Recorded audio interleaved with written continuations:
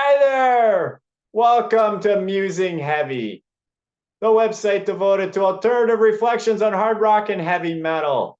And yeah, I'm Steve Meyer, and this is the last part of my series entitled Sound Quality and Authenticity in Heavy Metal and Hard Rock, Implications and Controversies. And in this last concluding episode, part 6, I'm going to look at that question directly. Who should actually care about sound quality, good sound, and authenticity? All right, we're going to address that question head on, and let's just get right to it. As always, you can check out the links below if you want to just read the essay in text form, or the links also will lead you to my YouTube channel, and you can check out a lot of the other stuff that I muse about from time to time. Always based on heavy music, I might add. All right. Why do most heavy metal and hard rock musicians spend considerable time, money, and energies in the studio or in planning their live attack? Right? I'm sure there's lots of reasons, but at its most fundamental, this is to provide an appropriate presentation of their art, which to a large degree involves getting the sound right. Hey, they're musicians after all, right? So they're going to worry about sound quality, right? But from the audience perspective, how much studio enhancement and concert augmentation is needed or justifiable for the sake of a good sounding experience? All right. These are issues that I talk about a lot and the related controversies throughout this series. But at this point, allow me a few generalizations. I believe if a music enthusiast has at least one of three characteristics, audiophile, purist, and/or collector tendencies, then they will be interested in how the quest for good sound quality is or should be balanced against authenticity, right? So I believe if you have any of these tendencies, then the majority of the things I've talked about in this series will probably matter to you, right?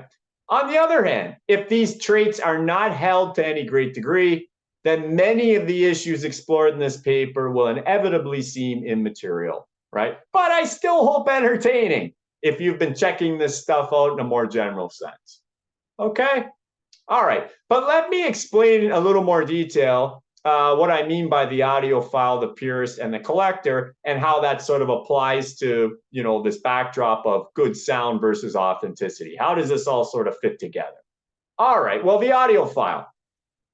For folks that spend extensive time and expense building up their listening environment, which an audiophile would certainly do, and whom revere well-developed transparency, soundstage, tone, and pace in music, things we've talked about before, I would guess that good recordings and polished live presentations would be paramount to their listening priorities, right? They're going to value that good sounding album a lot, right? And probably shy away from albums that don't sound so good, right? They're going to appreciate when they go to a concert that the sound sounds really good, really clear and pristine, right? That's sort of the things that make them go. Now, one trait of virtually every higher quality stereo system, again, that most audiophiles would have, is that it tends to make recordings more revealing. As such, well-produced albums will truly come to life, right? But listener-specific flaws are often even more apparent when hearing poorly produced pieces. So a really good sounding album is just going to pop on a really good stereo, right? But then albums that aren't produced very well, right, will maybe even sound even worse the better the stereo is. So there is that aspect to this.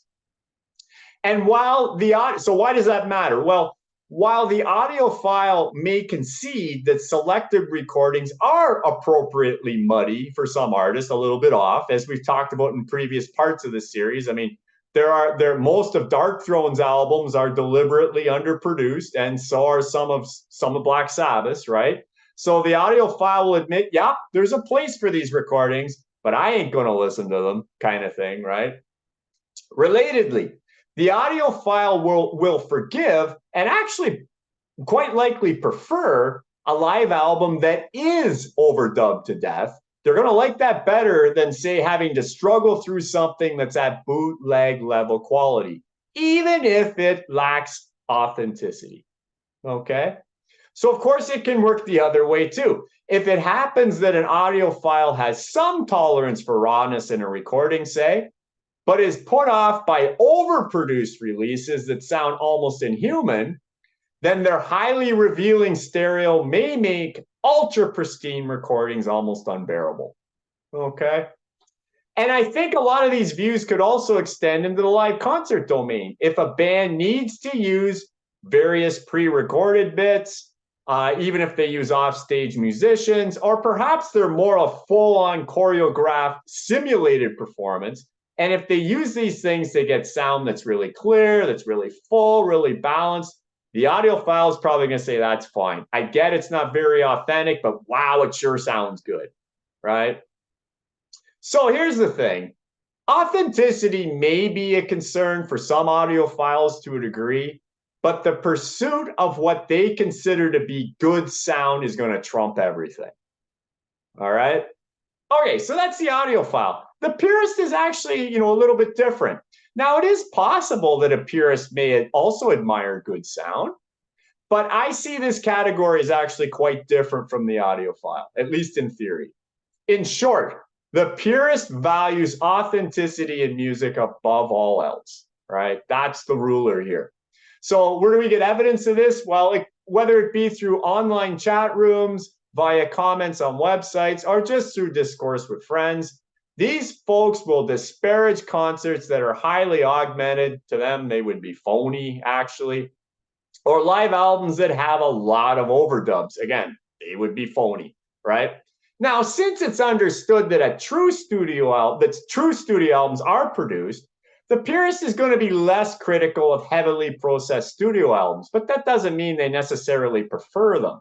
They may admire a studio work that's not overproduced, that is kind of no frills, especially if it sounds very human, because that's a big deal to the purist.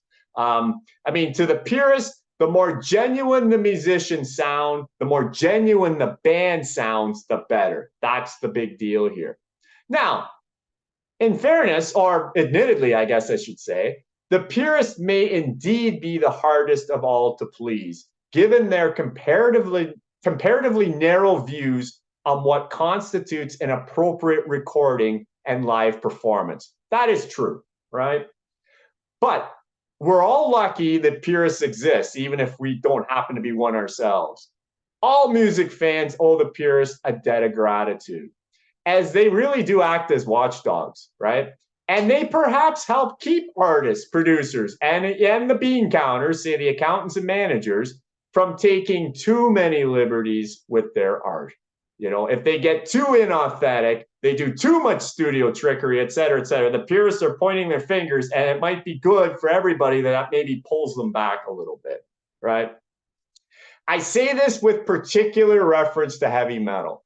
Some forms of the most commercial types of hard rock and pretty much anything pop are often beyond saving in terms of full authenticity.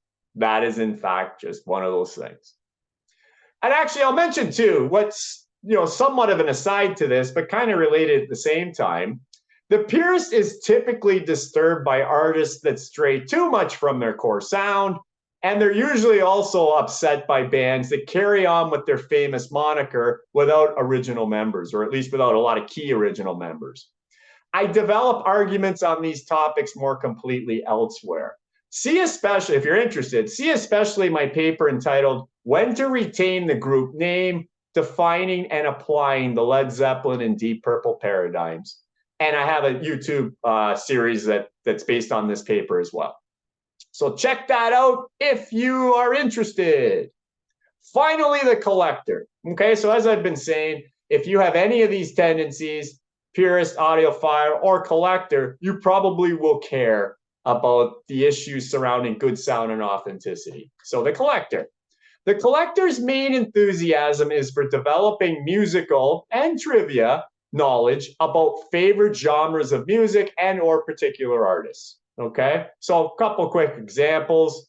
In terms of heavy music, one collector might endeavor to be an authority on all rush sounds, right? That's sort of their goal in life, or one of their goals in life. Hey, I'm gonna understand every song Rush ever created. Another collector might attempt to hunt down and own all vinyl copies of the Paradise Lost catalog. Another might be to collect any CD of bands connected with the new wave of British heavy metal movement. Another collector, their goal might be to stream every new release of symphonic black metal. That might be their thing. And there's lots of other examples we could give. Collectors come in all shapes and sizes, really, right? Now, the collector may appreciate good sound and authenticity. That could be true, but they're not going to be passionately irritated if either are lacking, okay? But importantly, the collector will be very aware of what is, say, a good recording versus a bad recording in an artist's discography. And they're also going to be really well schooled on how the artist is viewed in terms of musical sincerity, integrity, and legitimacy. Okay, they might not get too bent out of shape about these things, how authentic an artist is in overall terms, or how good the recordings are overall, but they're sure going to know about it, and they could pass this information on to anybody who wants to know. Another couple quick examples to illustrate this. Let's say the collector happens to be a really big Kiss fan, right? Part of the Kiss army. There's still lots of folks out there like that, right? So they're going to attempt to know about and or own all of their albums, right? A collector, they're not satisfied just have a couple Kiss albums. They want them all, right? So they have very much a completist mentality about this stuff. But they also are going to understand that some Kiss albums are really well produced in a conventional sense. So Destroyer might be a good example. And they'll know, of course, that other Kiss albums sound very raw, Hotter Than Hell, for example, right? So they'll know about this. It won't put them off too much. It won't prevent them from buying one or the other because they're going to want them all, but they'll know about it. They'll know about the differences in sound quality, okay? They'll be aware, for example, of key bootlegs. And they'll realize that any official Kiss live album, with the exception, I guess, of the soundboard recordings, that they're not very live after all, right? That they're, as we've talked about in previous episodes, they're examples of a lot of iconic live albums that are actually overdubbed a lot. That bothers some people, but that won't really bother the collector. But they'll sure know a lot about that, right?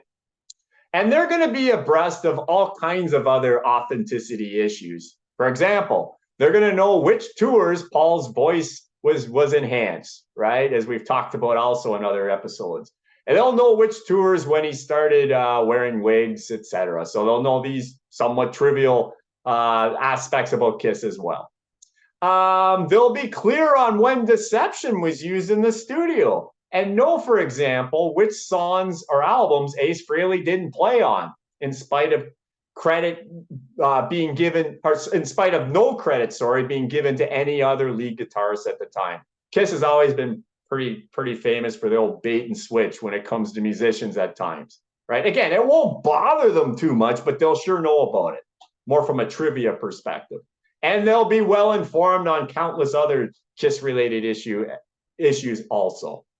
The central point here, though, is that the collector will be very in tune with various sound and authenticity issues as it pertains to favored bands. However, none of this will prevent them from ceaselessly pursuing a completist agenda in terms of accumulating the catalog and any artist-specific information they can get their hands on, okay? I'm going to present this in a slightly different way. Little diagram here that, again, maybe emphasizes this a little more.